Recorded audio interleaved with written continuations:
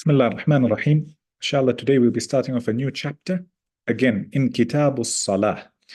Today we'll be speaking about Salatul Eidain.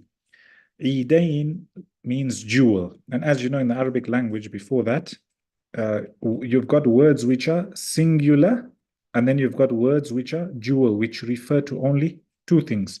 And then you've got plural.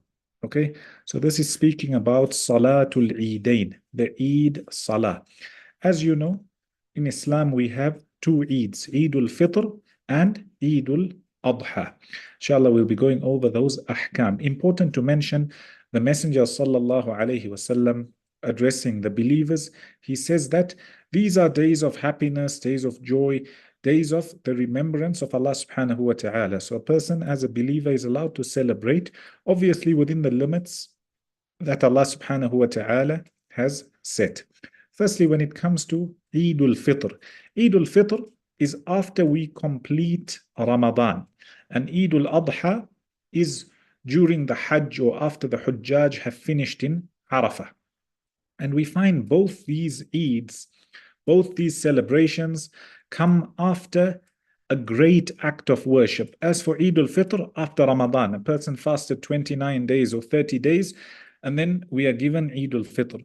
And Eid al-Adha, after the best days of the year, which are the first 10 days of Dhul Hijjah, as well as the day of Arafah, you find then there's the day of Eid.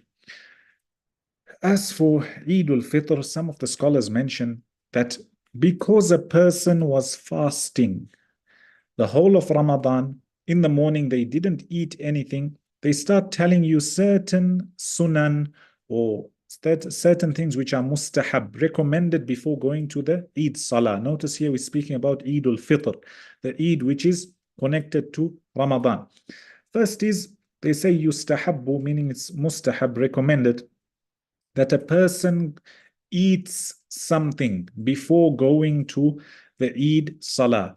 Why? Because for Eid al-Fitr, just a day ago or a few days ago, you were fasting. Because Allah told you not to eat, you didn't eat. Now Allah tells you that on the day of Eid, it's haram to fast. So you start off by eating. They say it's not compulsory, but recommended before a person goes to the musalla or the place of Eid.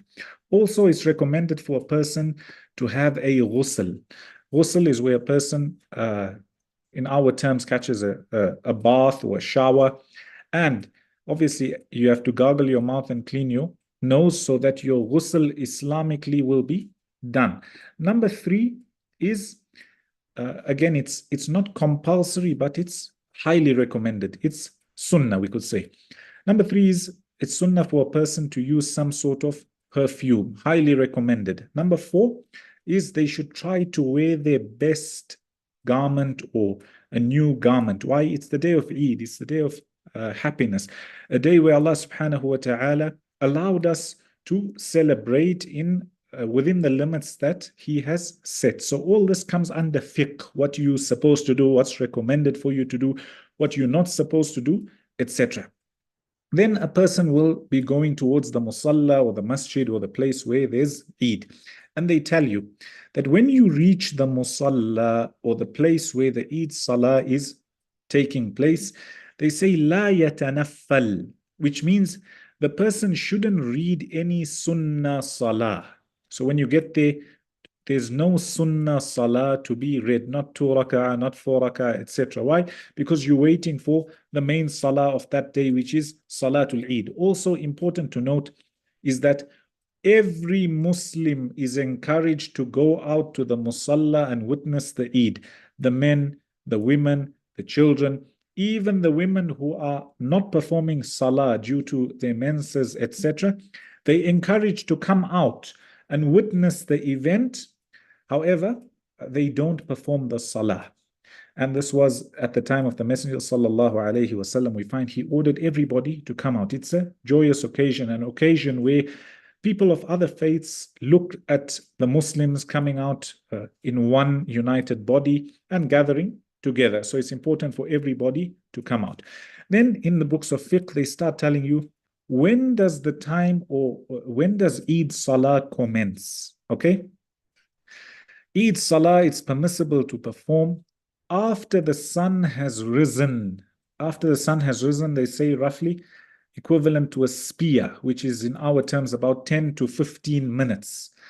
And as we took earlier on in Kitab al-Salah, we said there's certain times where it's prohibited to perform Salah. Okay, waqtun nahi. One of those times is as the sun is rising. So as the sun is rising and coming up, you're not allowed to read any Salah unless it's the Fajr of that day that you haven't yet read. So you scampering for time. As for the Eid Salah, we find that, let's say, for example, this is the horizon, okay? And you've got the sun, which is right now below the horizon, and slowly it's coming up. While the sun is here, you're still not allowed to read Salah. It has to be high enough, and they say that if you had to put a spear here, for example, or an object which is about a meter, 2 meters long, etc., it's enough that the sun is above that. And the ulama have measured it to be roughly anywhere between 7 to 15 minutes. And similar to a person reading duha any other day or ishraq, you read after the sun has risen that much. So that's the time for Eid Salah. When does it last? It lasts all the way up to Zawal. Okay? So when the sun has reached this point, then you can read. So let's say, for example, it's at this point at 6 o'clock, then you can read 7 o'clock, 8 o'clock, 9 o'clock. Let's say Zawal is 12 o'clock. So by, for example, 11:30, 11:45, you should have read your Eid Salah. After Zawal, now the person has missed Eid Salah, or the time for Eid Salah has been missed. Thereafter, they start telling you the Eid Salah itself, how is it performed? Firstly, the Eid Salah is 2 units of prayer, 2 raka'at. Okay, just 2.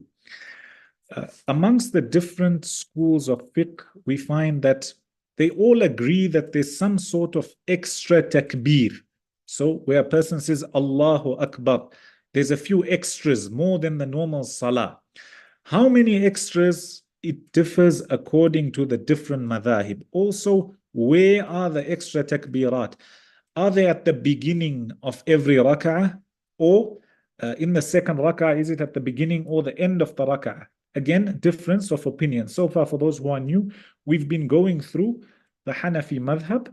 Sometimes wherever there's a difference of opinion, I usually mention it. Then inshallah, we will go through other madhahib later on. So in the Hanafi madhab, you find that there's a total of 6 extra takbirat. Okay, 6 extras. 3 in the first rak'ah and 3 in the second. So if you had to divide this here, let's put it here. Let's say this is the first rak'ah and this is the second rak'ah. Let's take that out. So in the first rak'ah, the Imam starts off by saying Allahu Akbar. This is in the Hanafi madhab. Then they read what's called Dua al-Istiftah, Subhanakallahumma wa bihamdik. Okay? And they've tied their hands. Thereafter, before the recitation commences, there's 3 extra takbirat. So this is before. Okay? Before. A person says Allahu Akbar again, the Imam says, so he raises his hands and he drops them to the side. Then he says Allahu Akbar again. And then he says Allahu Akbar again. Notice how in the first rak'ah, this is all before. And after those extra takbirat, he starts to recite Surah Al-Fatiha as well as any surah from the Quran. Then the salah continues as normal. He gets up into the second rak'ah. According to the Hanafi madhab, he starts off the second rak'ah as normal. He reads Surah Al-Fatiha, he reads his surah, etc. Then, before making ruku', okay, before the ruku' or after the recitation, he doesn't go into ruku'. He makes 3 extra takbirat. And here you find those who follow the Hanafi madhab, a lot of the times the people make a mistake because Salatul Eid comes once in the year. And generally you find that not everybody leads Salatul Eid every year. So once in a while a person is leading Salatul Eid, they may forget those extra takbirat. And we've taken the ruling if a person forgets. So in the Hanafi madhab, after the recitation, okay? After the recitation, you've got 3 extra takbirat. You've got 1, 2, and 3, okay?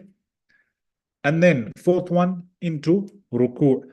As for the other madhahib, so for example, if you ever read in Salah, Eid Salah in Makkah or Medina, for example, you won't make this mistake where you're going to ruku and you are supposed to have stood up, because the takbirat are all at the beginning before the recitation in the first rak'ah and before the recitation in the second rak'ah. Again, Hanafi madhab slightly different. Also Hanafi madhab, 3 extras in the first, 3 extras in the second.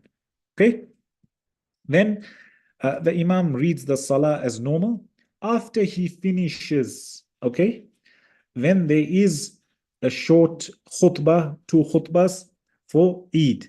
If it's Eid al-Fitr, he reminds the people about some of the rulings regarding Eid al-Fitr.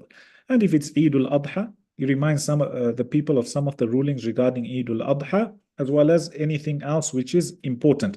Notice how the difference between Salatul Eid, Salatul Jumu'ah. In Jumu'ah, the 2 khutbahs are before the Salah. In Eid, it's the Salah first and then the khutbah. Also, in Salatul Eid, there's no iqamah. There's no adhan, no iqamah. Salatul Jumu'ah, there's still iqamah before the Salah. As for Salatul Eid, the Imam comes, they can say, for example, As-Salatul Jami'ah, the Salah is gathered, or Salatul Eid, or Istaw, straighten the rows, etc. But there's no iqamah or adhan for Salatul Eid.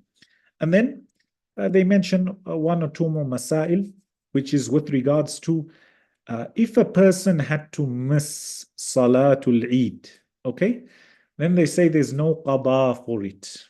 No qada for it. It's highly encouraged to attend Salatul Eid, but if a person had to miss it, there's no qada for it. And inshallah on Friday, we'll finish off the remaining masail with regards to Salatul Eid. So it's quite simple, it's straightforward. The Salah is only slightly different because there's extra takbirat, and as I told you, the takbirat, the extras, where are they? Which part of the Salah are different according to the different madhahib.